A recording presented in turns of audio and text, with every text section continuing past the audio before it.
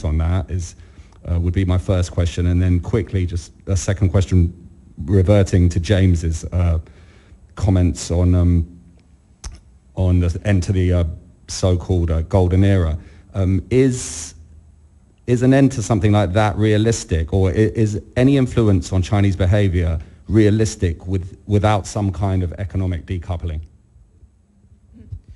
On your first question, do you want to translate the question? Would that be okay? Yeah, translation, please. Thanks. 那么想请问主席，在最近呢，您致函告诉英国的这个外交大臣说，要好好的来检讨中国领事馆在曼彻斯特的这样子的暴力事件，还有中国警方在英国的一些非法行动。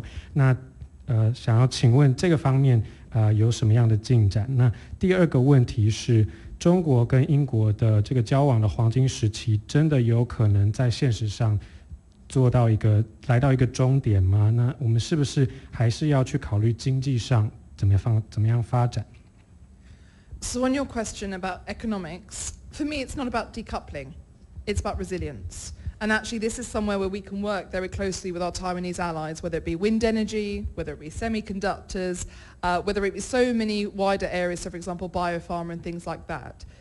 We will continue to trade with China. We have important opportunities there to trade and to work together, but we also have to be resilient, and that means supply chain diversity, and that means making sure that we establish relationships more broadly than we perhaps have in the future.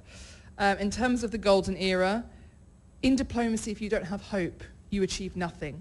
And so we must always have hope and optimism, but we must also recognize that particularly with some relationships, they compartmentalize different aspects of engagement. So you can have a deep trade relationship while challenging on human rights or other aspects such as that, but also that you should not therefore conflate that if you can improve trade, you will therefore improve other actions and behaviors. And I think it was wrong, mistaken to look back and think that trade would result in a different foreign policy from China, given their ambitions and given their inherent structures and goals. But that doesn't mean it was wrong at the time in terms of the ambitions and the hopes, and we should never criticise people who are striving for better. In terms of the Consul General, if somebody comes to Britain and on British soil assaults and hospitalises somebody who is peacefully demonstrating, they should face the full front of the law. It is absolutely right that Britain, as a nation of rule and law, is investigating this properly and justifiably and independently of government. However, the Consul General has publicly declared that he was responsible. He has taken responsibility for his actions and said that he would do it again and that it was his duty to act. So my question is why it is taking so long to bring forward charges against him. Because if he is, I believe, if one of my constituents had taken responsibility for such brutality, they would now have been charged. So what I would call on China to do is to waive diplomatic immunity for him, to allow him to face the legal system in a country which is governed by rule of law. And if not, the British government needs to expel him from the UK. Very well said. We need translation. Thank you. 那谈到第一个关于经济的问题，我认为我们跟中国经济脱钩这个不是重点，我们要着重的是怎么样增强我们经济的韧性。这也是为什么跟台湾这样的伙伴合作非常重要。我们在许多的方面都有非常多合作的这个契机，像是风电、半导体、生医产业等等。当然，同时我们英国会持续与中国进行贸易，在中国也有非常多的贸易商机。但是我们要做的重点就是增加我们经济的韧性，这也包括了我们的这个供应链要变得多元化，我们要更多角化的跟各国经营我们的关系。那我相信这个我们谈到黄金年代已经过去了，但是在外交上我们一定要永远保持有希望还有乐观，这样我们才能够做到更多的成果。所以我们在维持贸易跟经济的同时，我们也可以去谴责中国在人权上面做的这些不好的作为。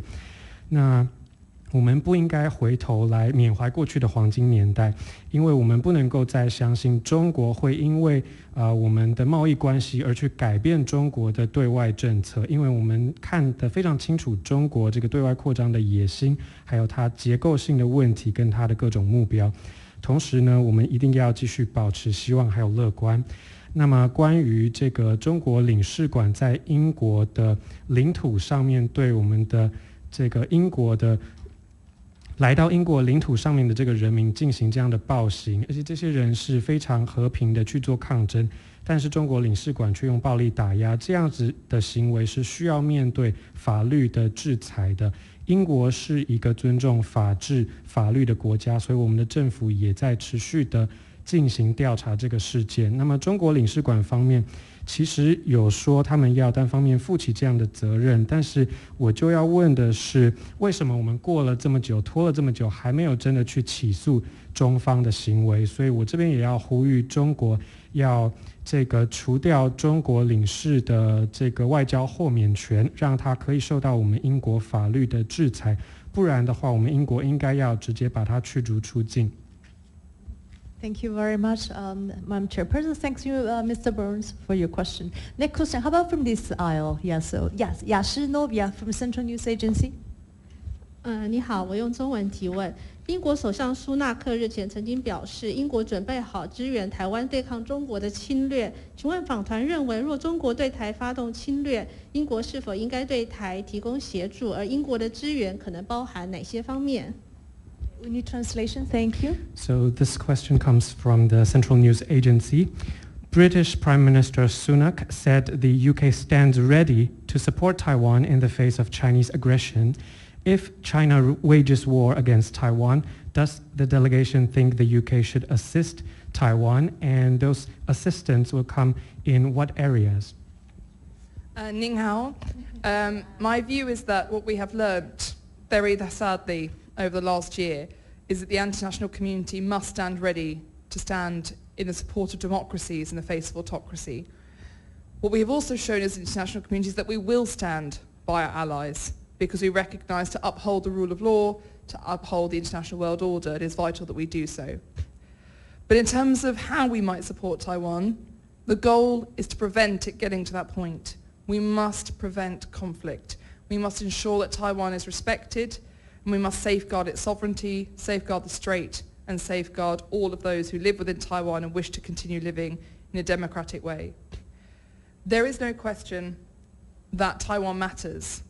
And although we are separated by many continents, the reality is that 30% of global world trade goes through the South China Sea. And the reality is that the world's technological heart is essentially increasingly becoming Taiwan when you look at semiconductors and their importance within the global economy.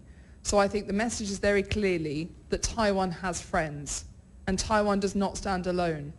But we must all do everything we can to prevent any descent into conflict. But yes, Taiwan has friends who will stand by them. Thank you very much. We need translation. Thank you.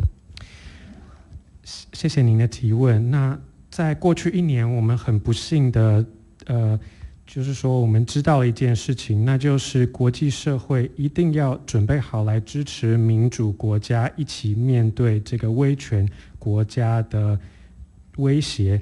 那我们英国也会持续支持我们的盟友，因为我们都一定要一起共同来维护法治，还有以规则为基础的世界秩序。至于我们要怎么样支持台湾，其实最重要的目标就是我们要避免任何冲突的发生，我们要持续确保台湾在国际上受到尊重，台湾的主权能够持续，台海能够拥有和平，那台湾热爱自由民主的人民也可以持续维持他们的生活方式。我们毋庸置疑的知道台湾非常的重要，虽然我们台湾跟英国距离非常遥远，但是我们看到全球有30%的贸易量是集中在这个区域，那全世界的这个科技发展的重心也非常聚焦在台湾这边。我们看到台湾的半导体对于全球经济都是至关重要的。这次我们要强调一个非常明确的讯息，那就是台湾有朋友，台湾在世界上不是孤单的，我们一定会尽我们的所能避免任何冲突情势的发生。最后我要再次强调，台湾是有朋友的。Thank you very much. So how about more questions from this side? Yes? Okay, Chen Yu from Liberty Times. Good morning. Recently, the UK's Minister of State for Trade Policy, Greg Hunt, visited Taiwan, and he proposed a UK-Taiwan Enhanced Trade Partnership, ETP. And what is the detailed content inside the ETP? and what expected benefit would it bring to both the UK and Taiwan? Thank you. Shall we allow translation? Thank you. 那英国国际贸易部贸易政策副部长韩斯日前访台时提出了推动台英强化贸易伙伴关系，也就是 ETP。那请问这个 ETP 的详细内涵是什么？它对于英国还有台湾双边能够分别带来什么样的预期利益？还有台英应该要强化哪些领域的贸易合作？ So my answer would be that I have the same question as you. And I'm sure that the International Trade Committee of Parliament will look forward to scrutinising Greg Hands on his proposal. But what I will say is that it's very evident from our visit here that the will for deeper trade is absolutely there. The opportunities are significant. The fact is we have complementary economies. As we look to diversify, as Taiwan looks to diversify, we are natural allies for one another. And so I think, the fact that we have over 30 wind power companies operating here in Taiwan from the UK, that's the highest number. We have the opportunities to be the offshore wind power nations of this world. There are so many opportunities for trade and they want to deepen them, and I think the committee would welcome deeper economic trade ties, absolutely. But I look forward to Mr. Hands giving us all more detail in due course, hopefully. Very well said. Thank you. Translation. Thank you. 那这个问题问得非常好，我自己也很想要知道答案。那我相信，我们的国际贸易部会持续的来向我们的这个副部长韩斯去检视他要怎么样进行这个 ETP。那因为我们知道这个贸易有非常多的机会，而且台湾跟英国的经济其实是非常互补，而且我们双方都希望能够让我们的这个经济发展更多元化。那其中一个方面就是风电，目前呢，英国的风电公司在台湾有超过30家，这个数目是世界上最多的。那我们英国也非常希望在风电方面能够成为全球的佼佼者。所以呢，我相信我们这个英国国际贸易部还有我们外委会都会持续的去关注我们副部长韩斯他要怎么样来推动这个 ETP。Thank you very much. I don't know whether there are other questions, more questions, because, okay, maybe we take last round because we know that the Honorable she has engagement. So we do last round and we do all together. We do Ben first, then James. Anybody else from this side? Questions? Okay. Oh, sorry, I'm not seeing. Oh, okay. Oh, okay. Well, okay. Then we do Cindy. Okay. Yeah, we take all the questions now. Thank you. Just a quick question about the Chinese embassy in London's condemnation of your visit. Obviously, China is never happy when any foreign visitors come to Taiwan. Before you came here, before you stepped foot on the plane, had the Chinese embassy already got in touch with your office, with the committee, and explicitly warned you there would be consequences of visiting Taiwan? Thank you. Yeah, we take all the questions. Oh, sorry, let's allow first translation of that, and then yeah, 我们先翻译这个问题，我们一起问。Yeah? 那这个问题是想请教主席还有您的访团，这次来之前是我们知道中国大使馆在英国伦敦中国大使馆也对你们发出了这个谴责，所以我想请问，在你们登机出发之前，中国使馆有没有联络外委会的办公室，然后警告说你们如果来台湾会有什么样的后果吗？ Thank you, James. Right, and my question is, in September, The Guardian reported that British MPs were in talks with Taiwan to provide Mandarin teachers to the UK as part of this plan to phase out Confucius institutes. I wanted to ask, was this a topic of conversation during your trip to Taiwan, and was there any formal agreement on sending Taiwanese teachers to the UK as part of this plan? Thank you. Translation for the question. Thanks. 那么之前呢，这个英国副部长来台的时候，也有谈到台湾可能会派一些中文老师到英国去教中文，借这个做法呢，能够排除掉在英国的孔子学院。那我想请教主席，这一次你们来台湾有没有谈好任何正式的关于这个台湾华语师资到英国去的任何协定？ Thank you. And also Cindy, right? Cindy, Epoch Time. 是我用中文发问哦，请问一下，那个英国 BBC 记者之前在上海采访那个白纸运动的时候，遭到中国的公安殴打。那这个中共的驻英大使郑泽光，虽然说有遭到英国政府的召见，但他却还反过来批评说这是中国，这是对中国的一个恶意的诋毁。那甚至还说英国应该要加强对华记者的教育。那这个怎么看待这个现在在中国发生的白纸运动，以及现在中国官员在国际上的言行？谢谢。Okay, translation for that. Thanks. So my question is this. Recently, a BBC reporter, while reporting the white paper movement in Shanghai, was beat up by Chinese police. And for this incident, the Chinese ambassador to the UK, Zheng Zeguang, was asked to make explanations. However, he said that this was a malign allegation regarding China, and also even said that there should be more education for foreign reporters in China. So my question is, what is your view on the white paper movement in China, and what is your view on the words and actions of Chinese officials internationally? So taking the reverse order, first of all, I would like to express how enormously brave all those are taking part in protests across China. And we have seen protests against Xi Jinping's zero-COVID policy for well over a year now across China, but we have never seen such a concerted effort taking place in such wide geography, and also where there has been clear political dissent expressed and frustration with Xi Jinping. The bravery of those people is enormous, given the surveillance totalitarian state that Xi Jinping runs and the implications that we know that those who raise their voices face.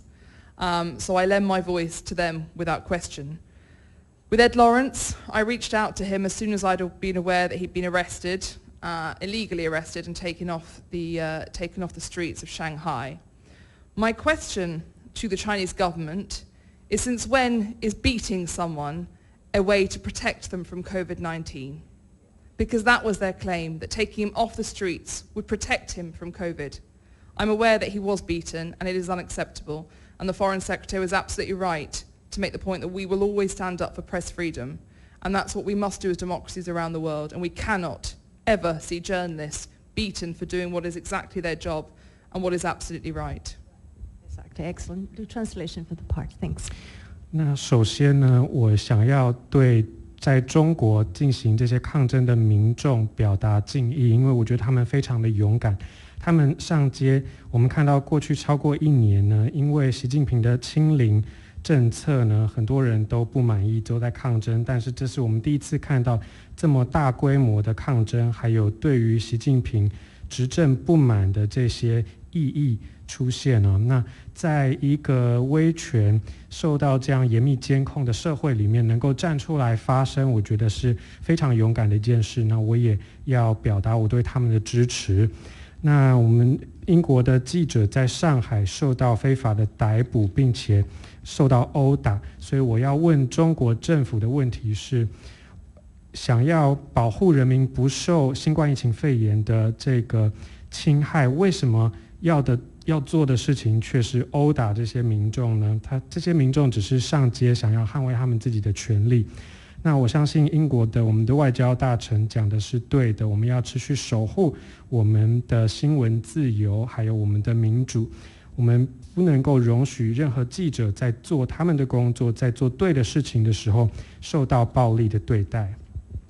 And I think finally the ask of many of us on the committee to Xi Jinping would be to introduce the vaccines that the people of China need and deserve. When I speak to my friends living in China, when you listen to those on the street, and when you listen to the international community, vaccines would allow China to open up and to return to normal life, and that is what we all want for the people of China. When it comes to Confucius Institutes, that has been a conversation throughout our visit.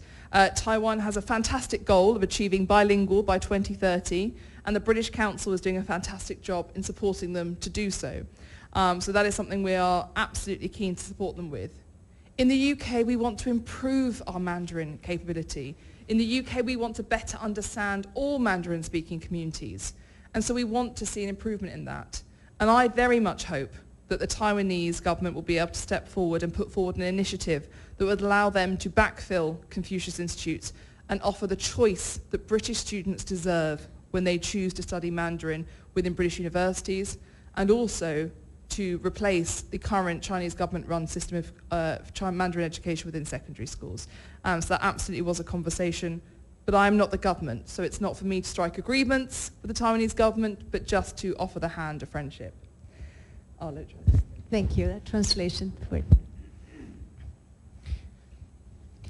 那么我们也外委会也一直在呼吁习近平应该要提供有效的疫苗给他们的人民，因为我们不论是我在中国的友人，或者是在街上的这些中国民众，还有从这个国际社群的声音，我们都听到说中国人民需要有效的疫苗才可以恢复正常生活，而我们也都非常希望中国人民可以恢复正常生活。那么至于孔子学院的问题，我们的访团这次来到台湾，也聚焦在讨论中文，还有台湾的2030双语政策。台湾2030双语政策，我们觉得非常的棒，而且我们的英国文化协会也给予台湾方面非常多的支持。同时，我们英国也非常希望推动我们的中文学习，我们希望跟全世界所有的华语社群有更深的互动还有了解，所以在这方面我们要持续推动中文学习，也希望台湾政府可以在这方面更加施力，让英国的这个不只有孔子学院，而是我们英国的学生在学华语的时候，大学生可以有更多的华语教学机构的选择。也希望呢，我们英国的中学现在的华语教育其实是由中国政府所主办主导的，我们也希望这个情势可以被扭转。